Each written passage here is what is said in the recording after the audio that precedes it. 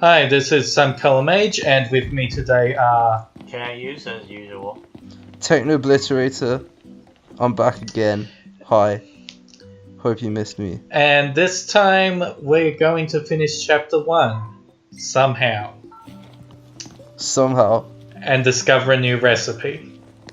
Okay, so one thing we need to clarify at the start is that these chapters are very inconsistent in how long each chapter lasts. So while this one has taken us 3 episodes, we'll go to some chapters that will take us like 1 episode, and I'm fairly sure some will last like 5 or 6. I don't totally remember. The reason But this one is more than 1 episode is we spent all of last episode running around like idiots. Oh yeah, Chapter 5's gonna last fucking forever. I think it's Chapter 5, but... yeah, and the other one that like, the longest chapters are going to be the one that first unlocks the Duskai and Klein regions, and the one that... and the post-game chapter. Yeah, I was gonna say like it will be Also, that one. And also like, I mean, just the Insomnia chapter is the one that lasts like ages now because they added all the extra content to it. And then the other one that will probably last long oh right, yeah. is like Like, the thing that's probably going to last the longest is Comrades. oh, well, what I was going to say was the one that would last long is the one where they've got 2 verses to the chapter. So like No, 13 verse 2 is really short. oh, okay. Hello and welcome. Yeah, I was gonna say that might add a bit of time to it. Like, 13 verse 2 is a demo for episode Gladiolus. Yeah, more or less. Pretty much. We hope In my opinion, it was much better than 13 verse 1, which is not what I can say about the actual 13 game. Right. So, anyway, we went and bought some fishing stuff. We'll be encountering fishing later this episode. Oh good, because I left fishing up until the very end just to get the trophy, and that was a bad idea. Because like, basically fishing lasts forever if you do it all in one go. And it was the most like, it wasn't the most frustrating trophy, it was the most boring. Yeah, I'm only going to fish when there's a quest that requires it, and also, you know, we start with all the DLC stuff now. Oh, and by the way, here's the best character. Yes, easily the best character. Arden, in my opinion, is the best villain they have done since Kruger. Like, I mean, there are a lot of similarities between him and Kefka as well, but I feel like he's criminally an underrated character.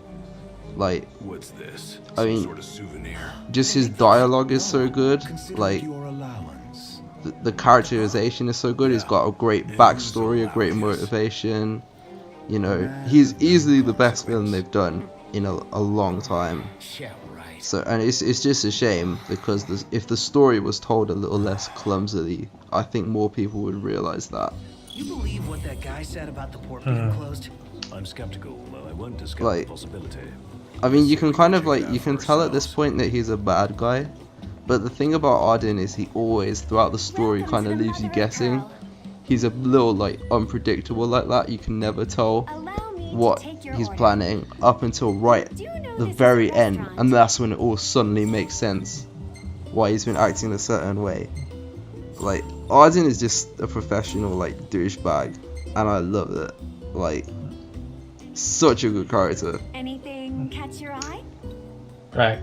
So, if you pay attention around Golden Key, you'll notice there are a few screens with pictures of Ignis up because they have these ongoing photo contests, and the winners are put up in Golden Key. If you got the PC version, I think this is the first one you'd be able to see so far, because like the first 3 happened before Windows Edition came out. That makes sense. The thing I remember from Golden Key is I used to keep going here to use the inn because I was like, oh, it gives you twice the EXP, I may as well keep going back here. and then I found out that was a dumb idea. If you want experience, this is an okay in until we start to get into the linear portion of the game. Although I tend to prefer buffs over EXP boosts. Right, because there's the in Altisha, which gives you 3 times the experience, and I should have been using that one the whole time.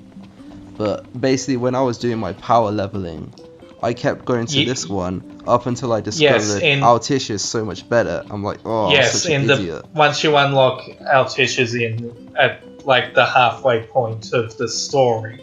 Yeah. I'm not going to say game because there's probably going to be so much more stuff we do before we reach Altisha than after it, but... Oh, yeah.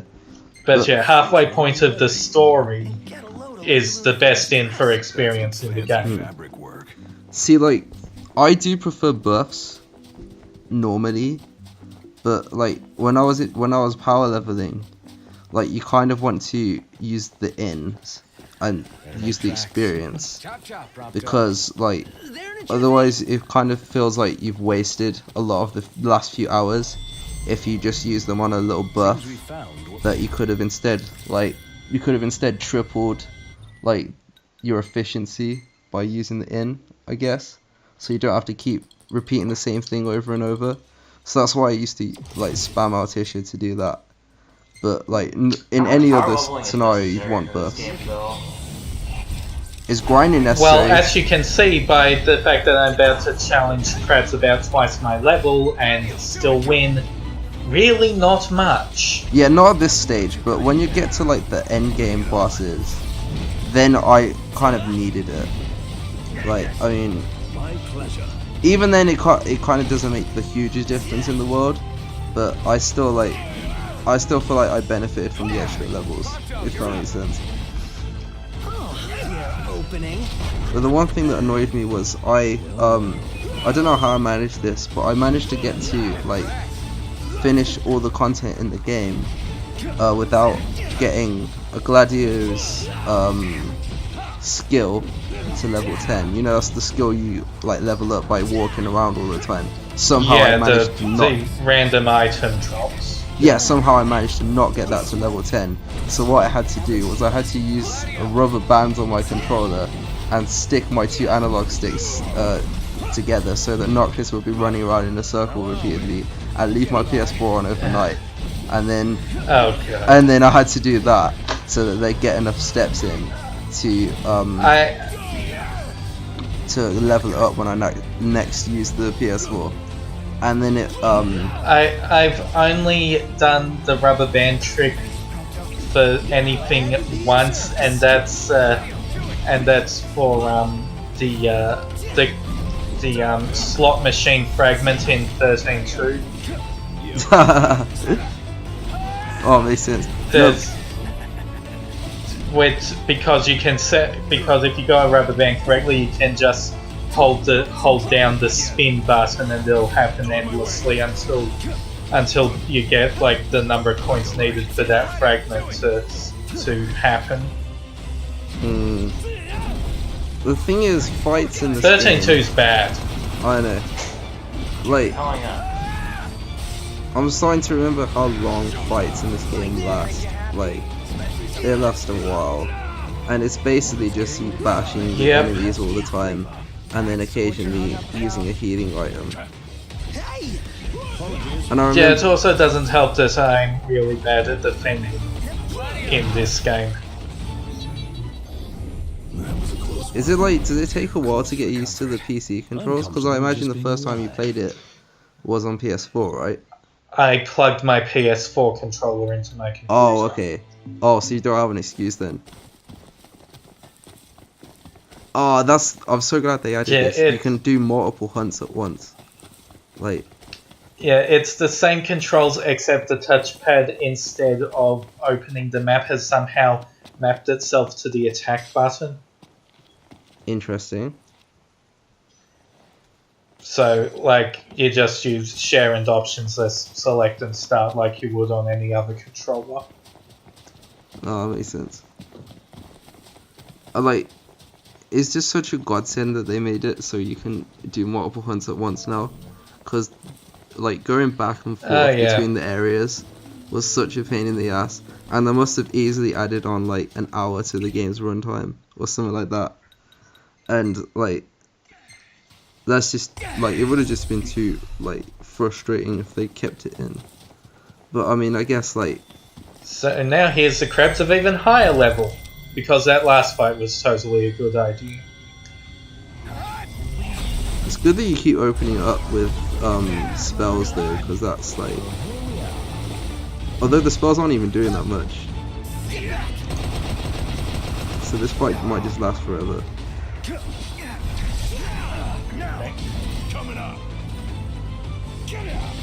Yeah, that's the problem, like fights in this game last way too long, like especially This is not the fight this video that lasts forever.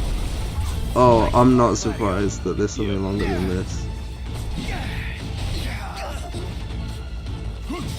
But, like, it's just weird how like there is one really stupid thing that you can do this early in the game, and right after this fight I'm going to do it. I'm gonna like when we get to the fight that lasts forever, let me know, because I have like a more interesting thing to talk about in that stage than, you know, to comment on the fight that's going on.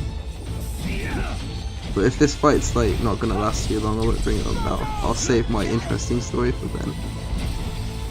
Interesting story. It's a very interesting story, and it does relate directly to this game.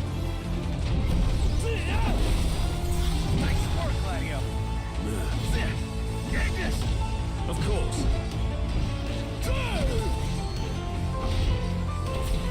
Tell you what though, the fight music is so good in this game. Like, the fight themes are probably the best ones. Yeah. It reminds me of 13 Plus. It's the only good thing about this. It is similar to 13's fight music. I don't think it's got the same composer though, but it's definitely the same kind of. No, it's not. 15 is Shimamura, and 13 is oh god, I forget her name. She did Kingdom But Hearts. every main series game since Uematsu stopped working on the series has been composed by a different person. Yeah, and they made a point about how each of the episodes of the 15 episodes each has a different composer for it, so they switched the style up a bit. The one thing I liked about episode Gladiator ended up doing Comrades, didn't he? Yeah, I think so. Uematsu Like, did something, at least. Like, apparently he's coming back for 7 Remake now. Like, he originally wasn't going to come back for it, but they must have convinced him somehow. I'm not trusting anything on that. I don't blame you at this stage. 7 Remake is... well... it's... I don't know. Maybe we'll see something about it at E3, but I'm not getting my hopes up. Yeah, like... Well, Square Enix does have a conference scheduled for E3 this year. Like, I mean, I was gonna say there's so many leaks about E3, and every leak includes 7 Remake, but none of those leaks are real. They're all fake. Like, it's obvious. They didn't have their own talk in 2017. 2016 is the one that people only remember because Yoko Taro came in wearing the Emil head. Oh, yeah, you did not remind me of that. Jesus Christ, there's more Huns? So here's the stupid thing you can do in early game.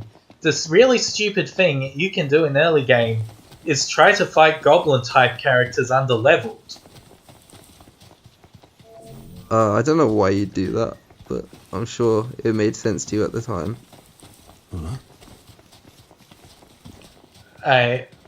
Nothing makes sense to me at any time. That fills me with confidence.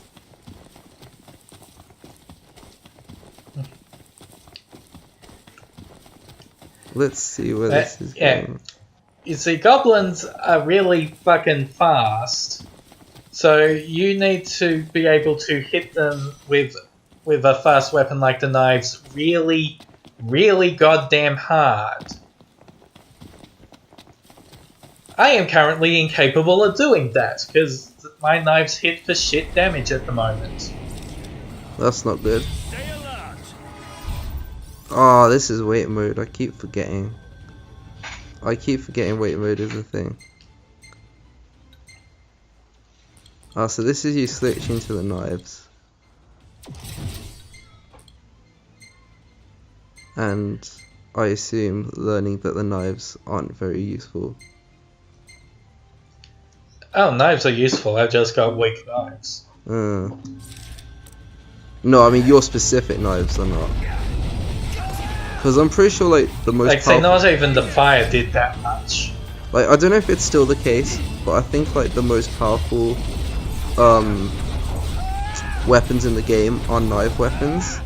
Like, because I got those to defeat the Adamantoise, and it made it a whole lot faster than it's supposed to be.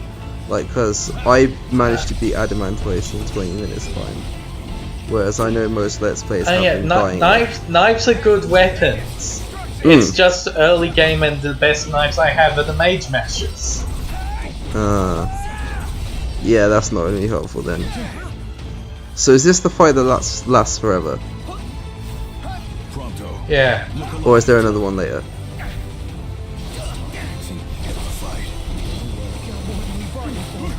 Alright. Okay, either way, so the interesting story I had relating to 15, right? I was watching a video lately that made a lot of good points, because look, like, one of the common things you hear from people who complain about 15 was that I've been waiting for Versus 13 for 10 years of my life, and now, you know, I was in high school when I was waiting for it, and now I've got a job and I'm fully employed, and Versus 13 was so much better than the game we got, because Nomura can do no wrong, and Nomura is great, and Kingdom Hearts is my favorite series, and Tabata came in and ruined it deliberately. Tabata is evil, etc. Okay, I know that's a straw man of what a lot of people tend to say, but you know, the idea that like that basically Tabata came in and ruined it, the reason why that's not a compelling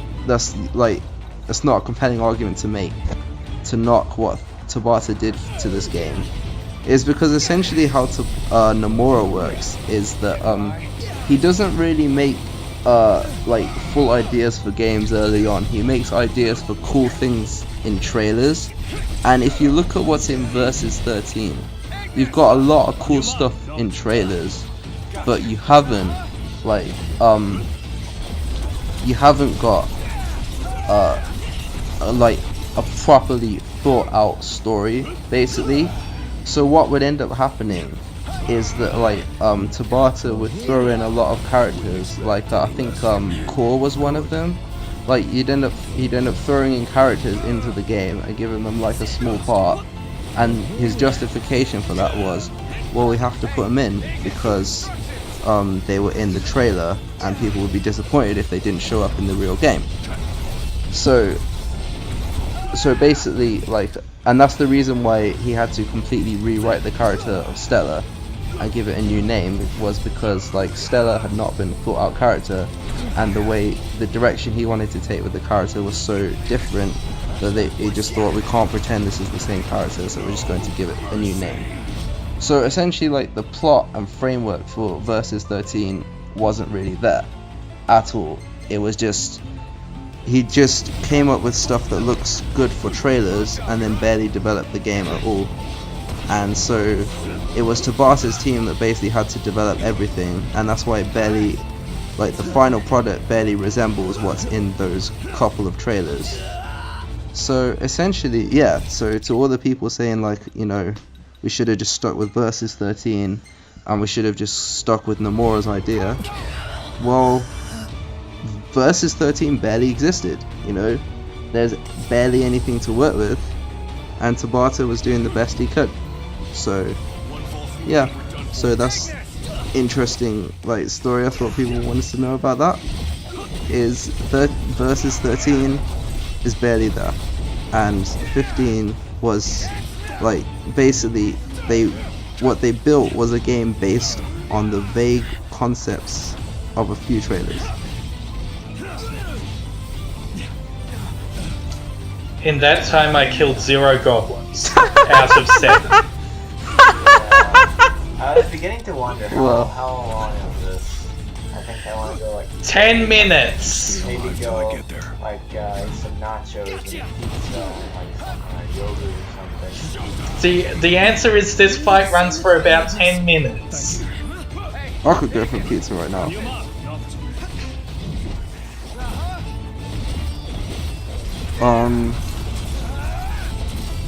Any comments on the versus 13 story?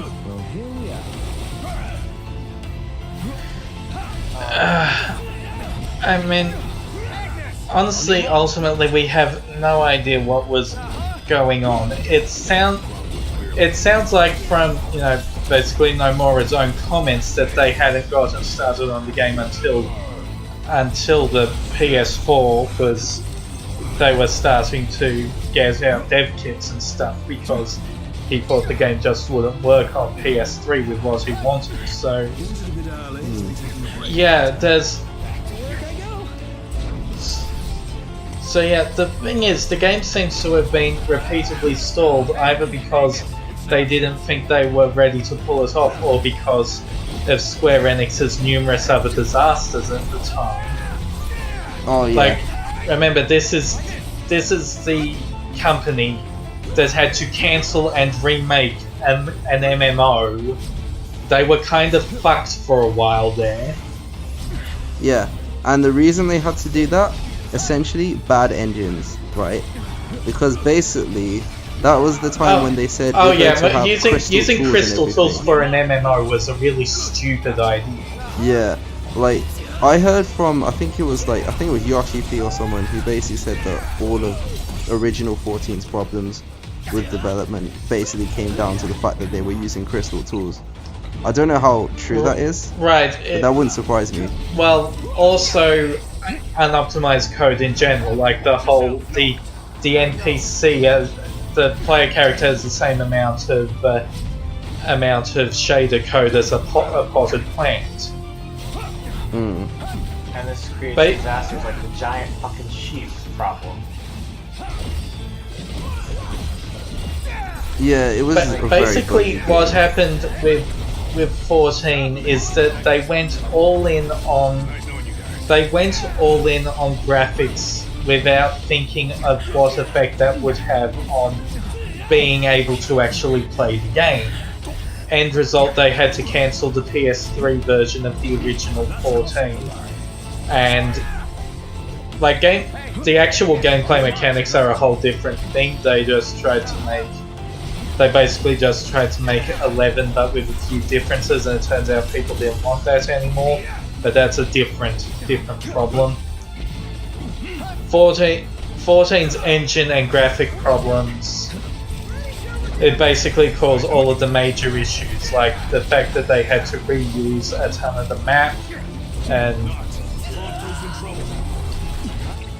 because the original 14's map was just a whole bunch of copy paste. It's ridiculous.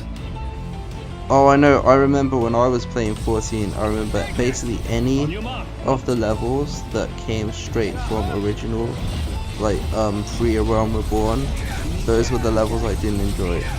And the levels that... And those are the ones that they refused to make hard modes from because the assets aren't designed for it. Oh no, I wasn't talking about the dungeons, I was talking about Kurthus.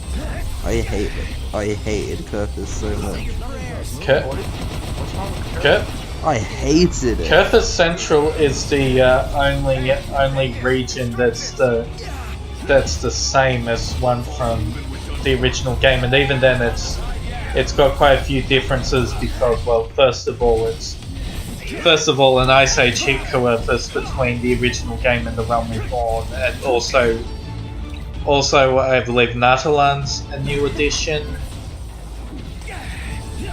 And also they kind of smoothed it out a bit because have you looked at the maps of the original version of 14? Because while everyone makes fun of the Black Shroud for its grid pattern, every region is actually like that. Every region has like a bunch of squares. Yeah, it just sounds to me like they didn't know what level design for 14 was at all. Like, I don't know how they got away with it. And thought it was. They didn't get away with it. Well, they didn't, but I don't know how they thought it was like worth releasing in that state at all. Like, I mean, I'm glad they realized. That's just Square being Square. Look at this Square corporate where they make all these like really awful decisions. See, like, apparently their plan at Square was to use crystal tools in basically every game. So I mean, it worked for like 13 on PS3, even if it had no business being on the Xbox version. Because it didn't work. Crystal Tools was an engine optimized for Final Fantasy 13. Yeah. Final Fantasy 13 is a game with mostly small maps and set pieces. So you get 13.2 with the larger maps, Lightning Returns, which was actually an open world thing, and 14, which was an MMO. It turns out that Crystal Tools doesn't work on that. Did they end up using crystal tools for those lightning it's over. turns in 13.2? Yeah. I'm pretty sure they did, because they basically reused assets all over the place for those two. But like, I know that they basically, until this game, until 15 with Luminous, they didn't like it hadn't crossed their minds that they're just not a company that's good at making game engines, and it makes much more business sense to just outsource to other engines. So that's why they're outsourcing for all their other games. Look, the dual problems with Crystal Tools being terrible for anything except the game it was originally designed for, and Luminous taking forever is why Square's primary engine is now Unreal. Yeah, and it just makes a whole lot. It just makes a much more sense for them to do, because like I can understand companies who have good proprietary engines, but like if you're a publisher with a proprietary engine that's really good, then shoving it in everything and like boasting about the fact you've got a really good engine might make some bit of sense. But even still, it's not like, the problem is publishers just don't understand how game engines work, because like even with EA, they're trying to shove the Frostbite engine into everything, and basically every developer other than DICE keeps saying that like Frostbite screws them over and like they hate working with it. So like a lot of people in BioWare complained about using Frostbite. So it's just publishers don't realize that, you know, how game engines work, and the fact that like game engines can't easily be optimized for every single game. You know, like they were obviously optimized for the first one, so to optimize it for a lot is a heck of a lot of effort to put in. Behold graphical glitching. What the fuck is wrong with Ignis's skin? Nice.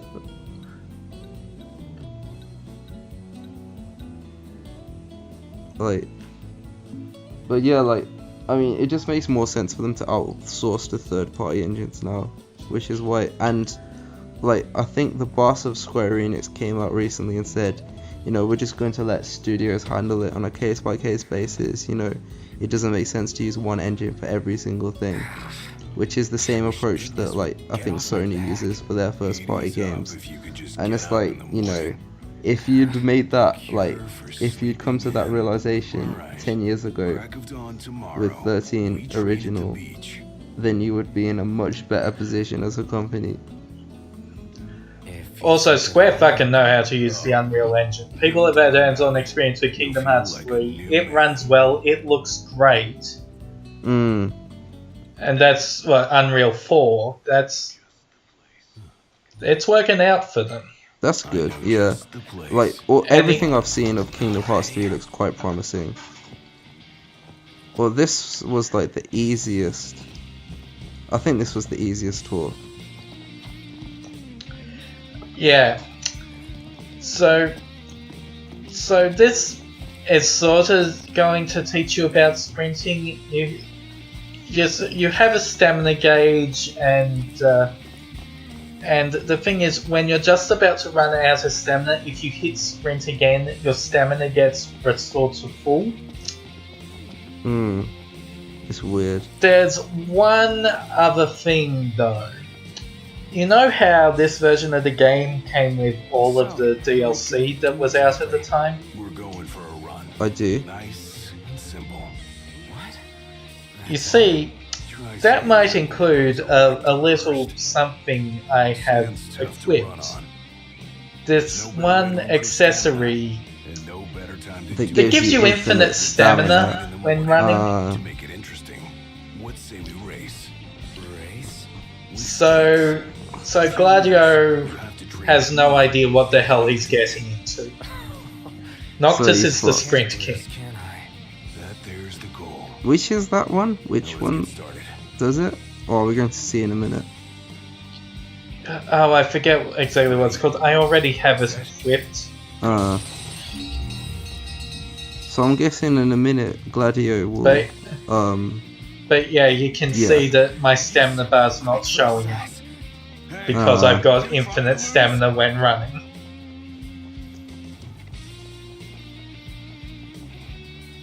so I'm guessing he keeps getting tired whereas you don't.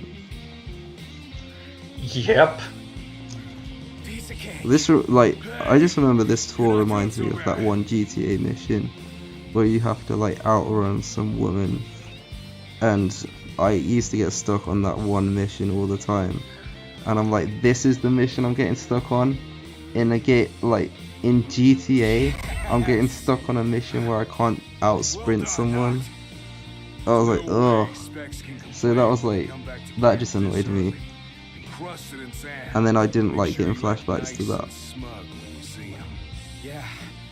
If this doesn't shut Ignis up, I don't know what will. I gotta say though, it's kind of nice at this hour. Even if that's all you take from this, that's good enough for me. Come on. Let's go.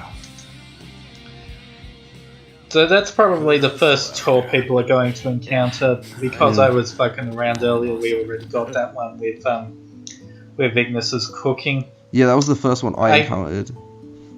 I think there's a total of 9.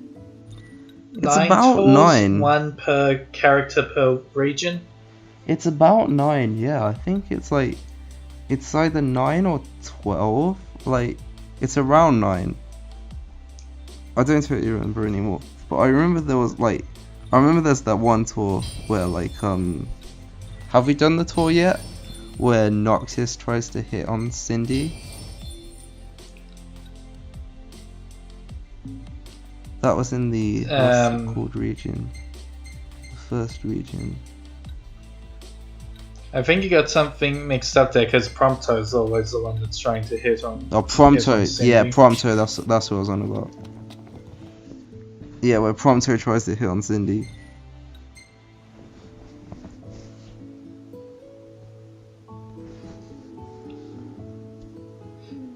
The thing is, tours don't even get you that much experience points, so they're kind of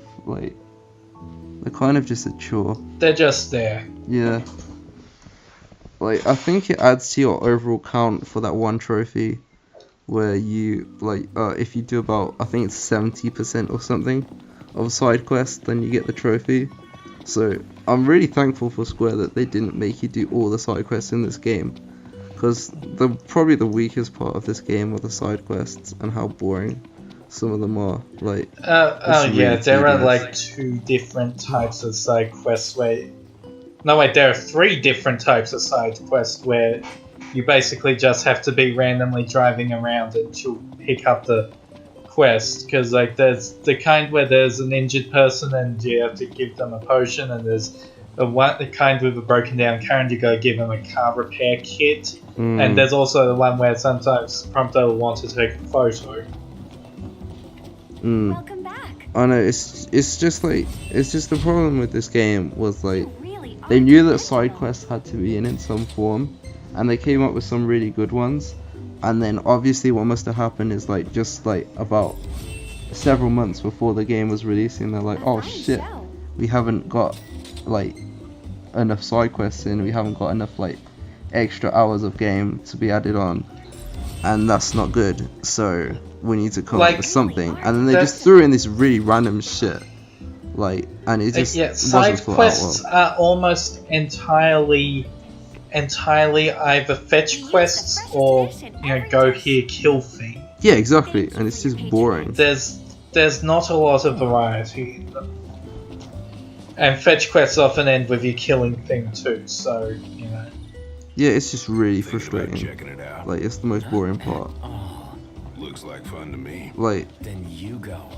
I think the only side quest, the only like recurring side quest that they put a lot of thought into was the hunts, because some of the hunts are quite genius, but even then, like, a lot of the hunts are just the same thing. But then some of them are like, there's that hunt that's in Altissia, that's a callback to FF6, because it's a callback to that painting boss, and that one was really good. Oh, I didn't even know about this bit. The massage. No, I forgot about it until it happened too. Oh my god. Was this added to the PC version?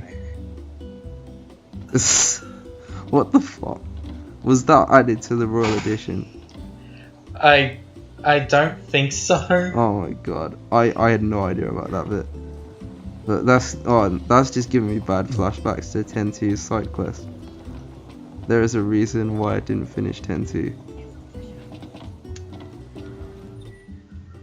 It's Altissia. Oh yeah, here's the thing where they show so many of the plot points in like these random ass books.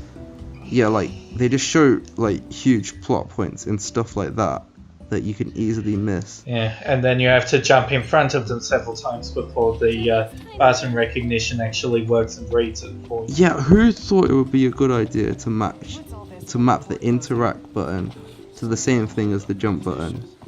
Like, who thought that would be a good idea? Because it was so dumb. Like, you could easily use like circle or something, or like, yeah, it's just, If it just so wasn't many for buttons one you can post-game use. dungeon, you wouldn't even need jumping in this game. Yeah, I know. Like that one, like I skipped that dungeon. I didn't even do it because you don't even get anything from doing it. I don't think, or nothing like important enough. That dungeon has a lot of random shit laying around for you to pick up. Yeah, but none of it is like by the time you'll end up getting it, you'll need none of it. And I don't know if this game is like this version has changed it, because I know they added a load of new endgame bosses to it. But I'm pretty sure you could beat even those bosses without ever wasting your time in that piece of shit dungeon. Because I've just heard that. Why are you wrong? Well, because that's what happened. Because I can. Oh, this guy. And if you This hit the guy's block so button fast. while moving, you rock. Strict Because orders not to you let know any that's. vessels leave the docks of Altissia. Real shame if you were late to your own wedding, right, Prince Noctis? Name's Dino, by the way. Pleasure. The Crown Prince of Lucis bounty hunting in his fancy car. Surely you didn't think it'd go unnoticed. At least I not really by like this this. report. Like, I like the Look, if you, character, this reporter has but I integrity. really If you don't wanna like remain his side incognito, quests. I'll respect your That's the wish thing. in exchange Like- for a favor. Yeah, another variety of go here, kill thing, pick up the item that was laying on the ground, but we couldn't pick up because there were things to kill. Was this? They just put this in the main story to teach you that side quests actually exist, even though you've probably figured that out by this point, because that's basically all you've been doing up till now. Marked where you need to go on your map. All you gotta do is find me some rough gemstones. I love his is it a Bronx accent it's supposed to be? Run you out of town. Capiche? I think so. Yeah. Some kind of holdup in Altissia. Well, that's the thing. Like, is in all these fantasy worlds the Square keeps creating. They like We made much effort to the keep fact it that they secret. still have like. Even if we had the When you press think release about on it, its way. everyone should probably still have one But we'd best not make like it known unified anyway. accent throughout, and yet they throw in all these random different accents. like real world nice to not have to accents kill anything. that don't make a whole lot of sense. So anyway, here's a cat. Hey, buddy. What's up? I forgot what this Taking a one little was. stroll? How come you're all alone? Is this Must be like? hungry. Is this just to show you that Noxious actually doesn't hate That's what I animals? thought. Hold on a sec. I'll find you something. It's to show you that Noctis fucking loves fish. Could always buy some. Oh, that might we can explain fish it as for well. Excellent idea. Oh god, was this was the first like the first mandatory, the only Yeah, mandatory this is the fishing first. thing I think. This is the first fishing side quest. Yeah. Cause I remember like there's that recurring character that you need to keep like if you want to do anything worthwhile with fishing, you need to keep doing his side quests because you actually get decent equipment from it, I think. I mean, I don't think you really need to do his stuff to be great at fishing because, well, for starters, pretty much all of his rewards are outclassed by stuff you now have from the beginning because all of the DLC is included. Oh, and right. and So you can saying ignore well, him the now. I think the biggest roadblock is, laws, which most of them you just buy. Right, that makes sense. Yeah, like, cause I remember like that I had to do it basically to get Showtime. a good enough rod, I think it was. I think there was one like there's a spot that's the best spot for leveling up the fishing thing, and I kept trying to fish there, and so I had to do his side quest to get a rod to keep going there. So I don't know if that's the case anymore. Like it might have changed since then, but I definitely remember I was there for like several hours or so just to get that one trophy, just to platinum the game, and I was so frustrated because like When it comes down to it, fishing isn't that complicated. Just pick your best rod and reel. Pick a lure. If it's one of the unique lures, make sure you don't fuck up because otherwise you're gonna lose it. Oh, it's not that complicated. It's just I And- didn't understand it at first, and I just didn't like it when I did understand it.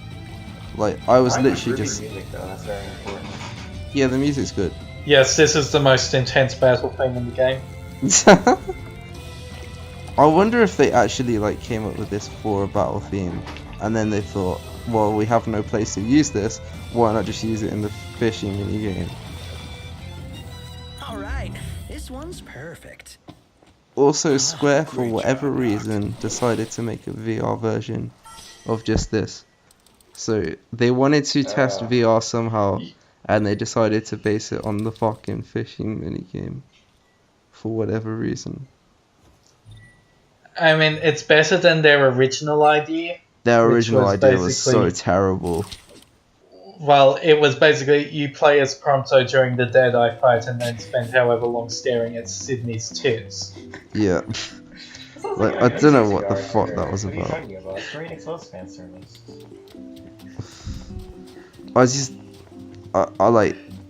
I don't know, like, I remember seeing that at E3, and that was like the one thing from 15 that I just did not care about whatsoever. Like, it did give us one good thing, and that was that shot of Prompto wearing the VR helmet. Yeah. But like, I remember being disappointed because they'd shown stuff off at the Xbox conference, and this, like, I think they showed off the Titan battle, and the Titan battle was pretty decent, but then for the Sony conference they decided to show off PSVR, and I was just like, I don't care about this Here you shit. go, caught fresh. What? You don't like fish? Also, yeah, I think the cat glitched out and started facing the wrong way. All right. I thought that was intentional to show that the cat really does not like fish. But she just starts bouncing around and turns around. Yeah, but she bounced towards the fish. Welcome to Golden Maybe Key. it's... Oh, Welcome back. Like, Welcome back. in some ways, Allow I think me you to can take your compare the order. setting of this game in a lot of ways to 7. Right, there's one real problem with side quest design, and that's like if a side quest involves one of these these people, there are 2 different places where you can talk to them. One to access the actual restaurant / hunt menu, and one to do side quests with, which is really fucking stupid. Like, they have a talk button in the hunt menu. Why would you not use that? There's a lot of things about this game's design that are clumsy, such as the fact that they put the talk button on the same button that they put the jump button on. I thought it was a good idea for whatever reason. Picky eaters. Like, and the fact that the fights last forever. So you were wise to entrust the cooking to me. Here. And at the moment, part of the reason why the fights are so long is just because of the level difference. It's not for a while that they'll actually get spongy, but like I'm 10 levels below those goblins, which is why it took 10 minutes. Alright, here you go. I mean, I suppose it makes sense for fights to last long if you're under leveled. But my problem was when I was higher leveled and I was in those like underground like secret dungeons that I basically found those like impossible. So like those were not fun. Oh yeah, we're going to have fun with post game.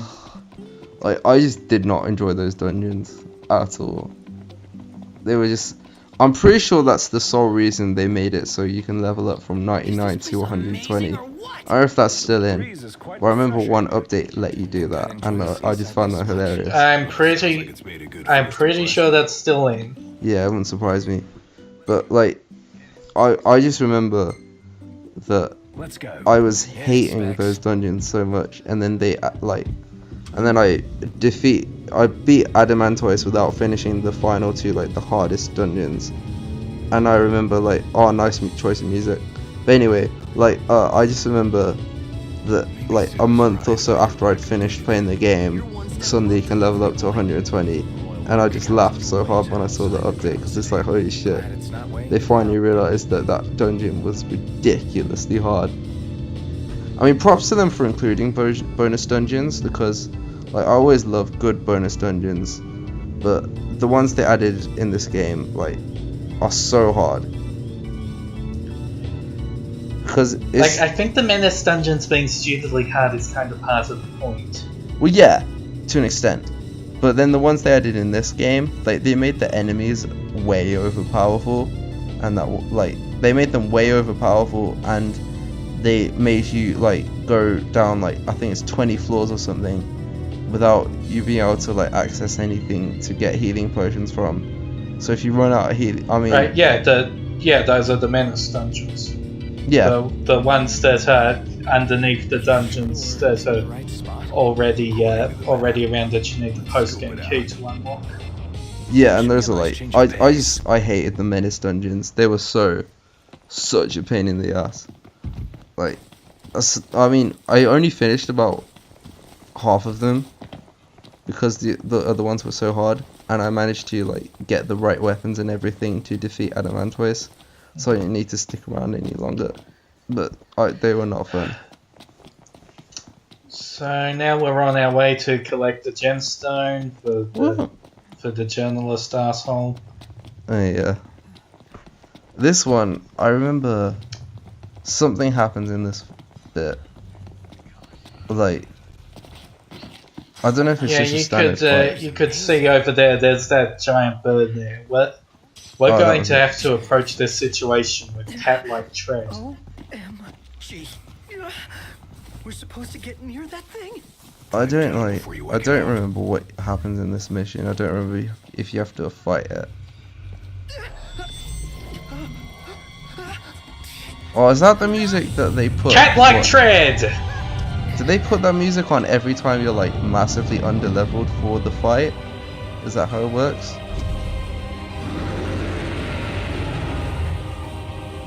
So, based on my previous runs of this game, I think what you're supposed to do is successfully sneak past it, grab the ore so it can do this fake out with you on your way back.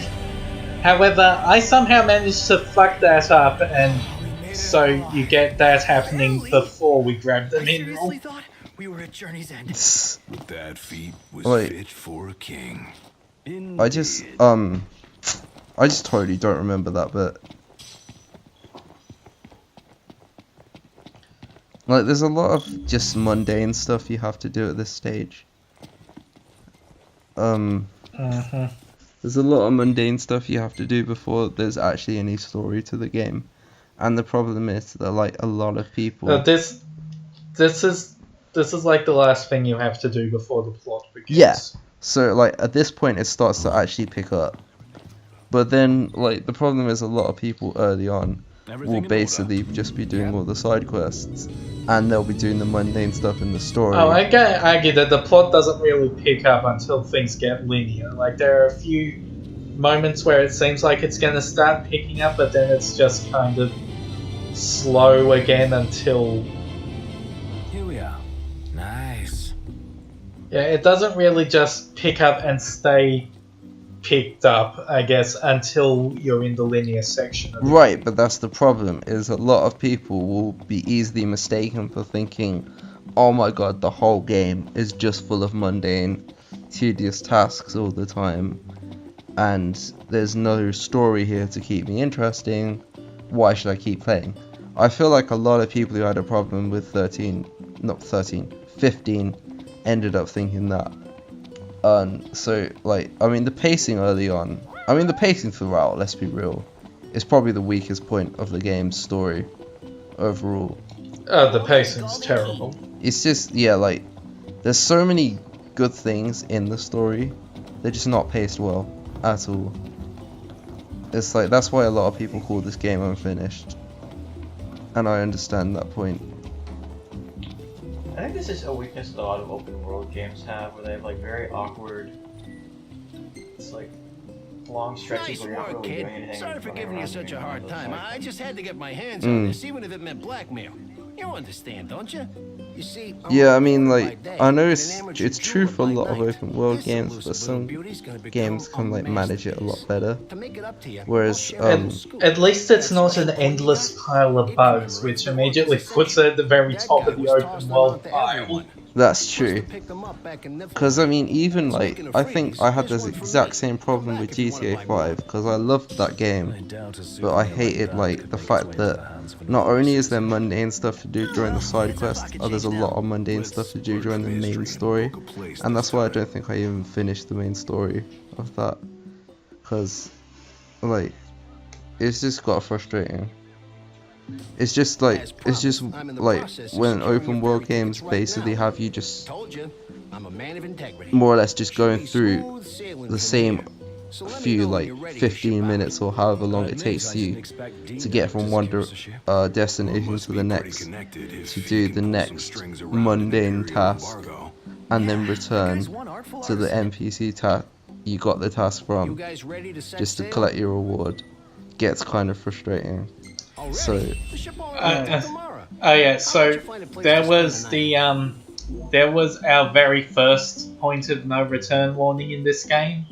You're going to notice a very common trend between them, and that they're all complete and utter fake outs, and they're only apply for like a single short dungeon at longest. oh yeah, I When you What pass the the fuck? What the fuck is that? Yeah, I don't know. Like, the camera seems to be having a lot of troubles doing photos in the shade under Golden Key. Yeah, it would explain it. I don't fucking know. Like, that's so weird. like, yeah, there's fucking Shadow Noctis.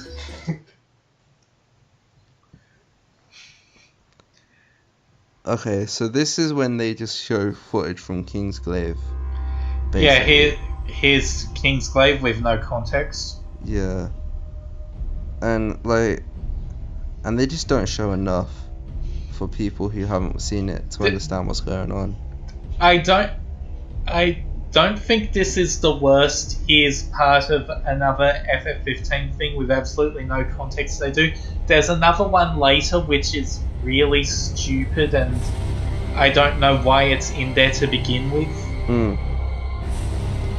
But we'll get to that eventually. I forget when exactly it happens, but Noctis at one point has a dream where he just dreams the Omen trailer.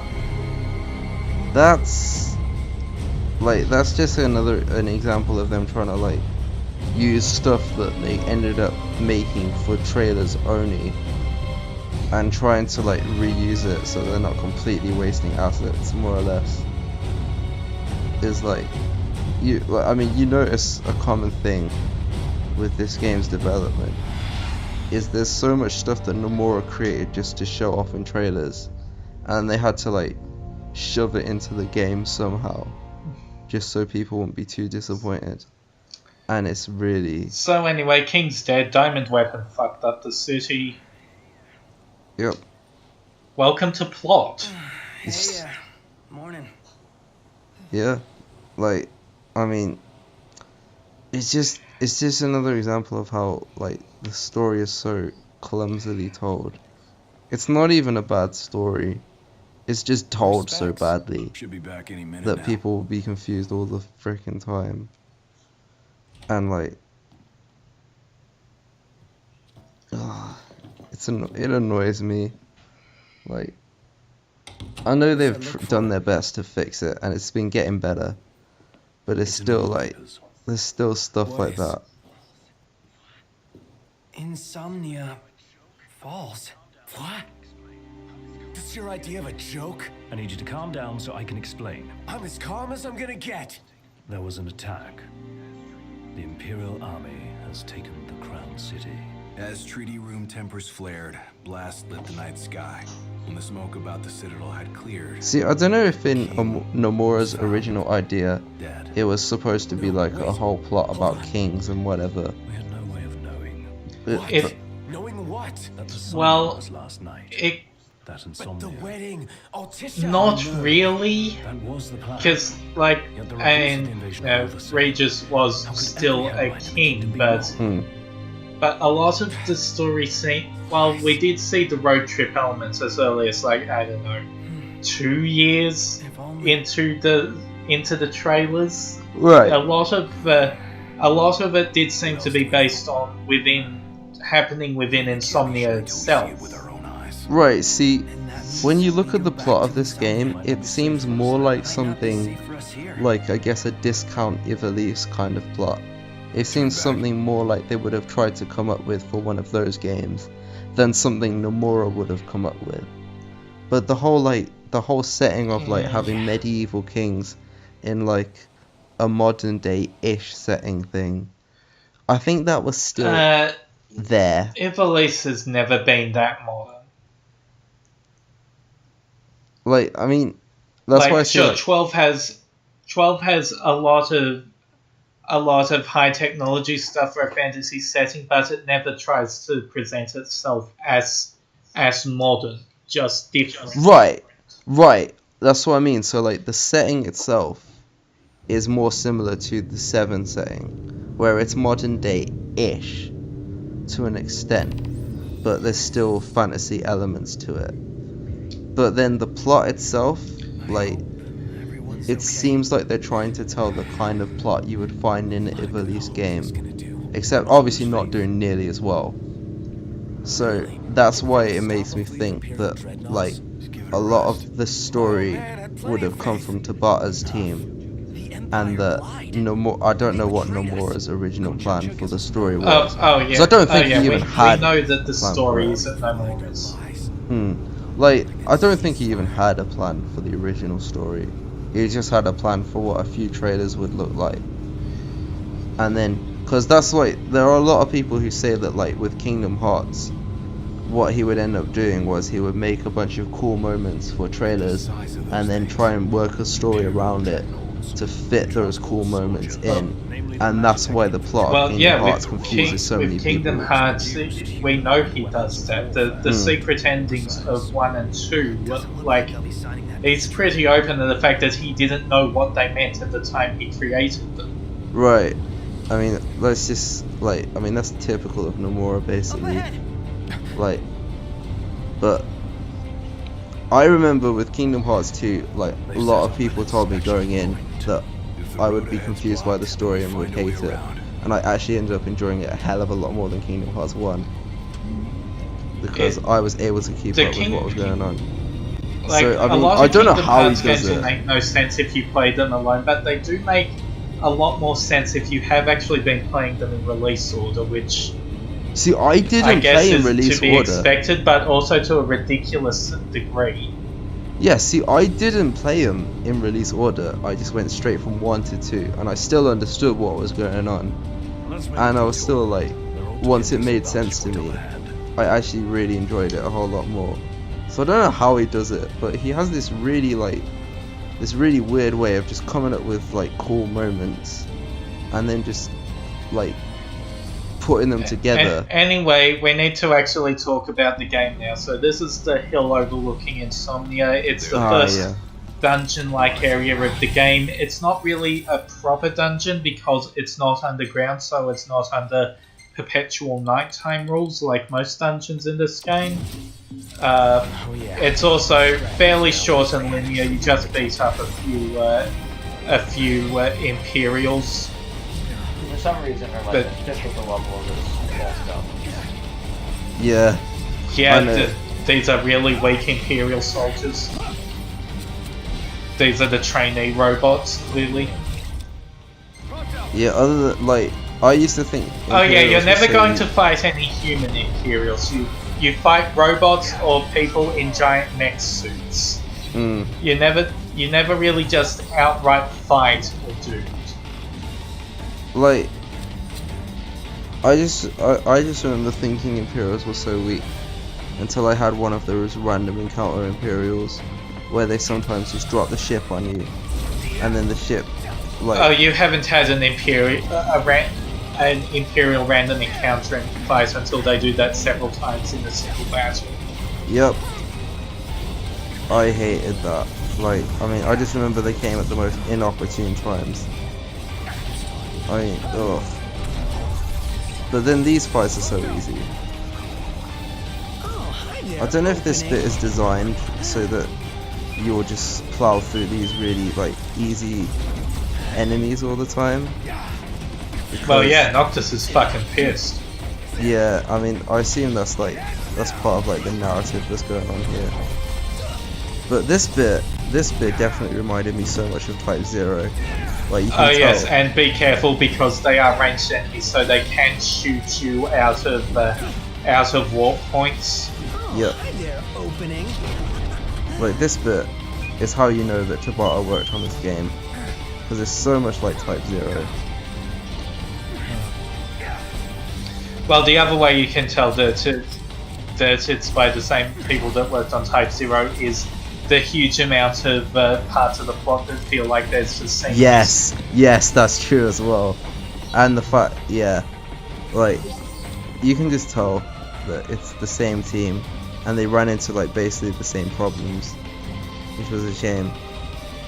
But, like, even still, like, it's the same thing where, like, they reuse the idea of you fighting an empire, which I guess has been in the series since number 2, of the empire being the big bad. But with Type 0 and this game, they both decided to have it so the empire is technically the big bad, but then suddenly someone else comes and takes over it, which even that is kind of taken from 6. So yeah, it's basically Tabata is very good at making discount Final Fantasy 6 plots. You just said this was a discount Evil's plot. Well, it's a discount Evil's plot and a discount Final Fantasy 6 plot. It's like he's trying to make both, I guess. I think once you combine two discount plots, you can't really accuse us of being both. Techno, just saying. You can call it a weird crossover then, I guess. And accidentally showing that you can't swap out a weapon that you're currently in the middle of an animation with. Even if you've like just put away the weapon, if you're still in the final frames of that animation, it's still locked to that slot. Whoa, they died really quick. Yeah, that's what I love about the combat of this game, is when enemies are right next to each other, you can like slaughter them so quickly, and it's the most satisfying thing you can do in this game. And that fight gets you the Drain Lance, which is basically the engine blade Noctis' starting sword, but a lance. You get to upgrade it quite a bit during the game if you know what you're doing, same as the engine blade. Yeah, that's the thing, is this bit technically didn't need to happen. Like, they could have just cut to that newscaster bit without you having Noctis go in and kill all the Imperials. Like, Don't bother. I mean, I guess they wanted to have it. I guess the thing about this, wouldn't everyone have known that Noctis was out of the city anyway? Like, the fact that he's leaving to go on his marriage is a rather big deal. Like, if Noctis... Like, they've announced Noctis dead, despite the fact that it should be pretty well known that he's not around to be killed in the fall of Insomnia. So it's kind of a really fucking over-the-top lie. See, like, I think if this was basically any other game, I would despise Noctis right now, because this is like, Noctis just is so whiny at these times. Like, the narrative of this game managed to make me not hate Noctis too much for moments like these. But I remember having very bad flashbacks to like when I like Tidus and Cloud and all those other protagonists that I just hated all the time. Cause like I feel like Square can't get over their obsession with having like basically pretty boy teenage like main characters that keep whining and being incessantly annoying, like Vaughn and all of those. And I was just like, I remember going into this game, I was expecting to hate Noctis, and I didn't end up hating him too much, but even still, like, moments like that are quite grating. Like, anyway, end of chapter. End of chapter, you basically automatically go to an inn with no bonus experience gain. So really, it's best to have equipped the accessory that prevents the XP gain, but I didn't and probably won't. Anyway, end of chapter, end of episode. Next thanks, guys. time we get actually start the story, I guess.